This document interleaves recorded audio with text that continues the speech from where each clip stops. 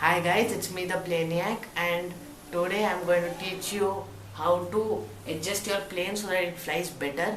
I promised this in my last video, so let's start. Over here I have a normal dart. It's the common dart which mostly the first plane you make. Okay, so I wantedly made this plane in such a way that it might not fly good.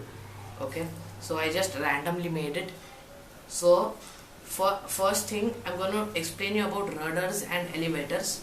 Rudders are the vertical shafts which move to make the plane go left or right, and elevators are the horizontal shafts which make the plane go upwards or downwards.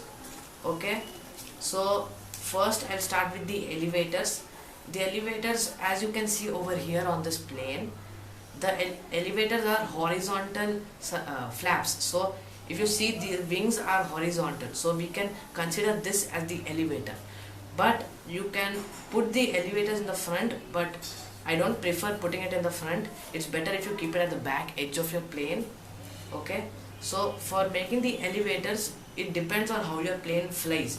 So example, if your plane is twisting and turning left side, like anti-clockwise, so it means that your left wing is creating more downforce than your right wing. So you just have to increase the downforce on your right wing by bending your right wing upwards like this.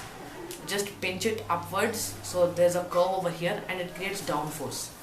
So mostly your plane might go straight, so just by adjusting the angle of this fold, you can determine if the plane is how it goes. So if you keep too much, it will bend towards this side and it will rotate like this. And if your plane is rotating clockwise, you should try to do it on the left side over here. You can even use elevators to control the up and down thing. Like example, your plane is falling downwards, you just push these flaps upwards so that there's downforce on both sides and the plane goes upwards.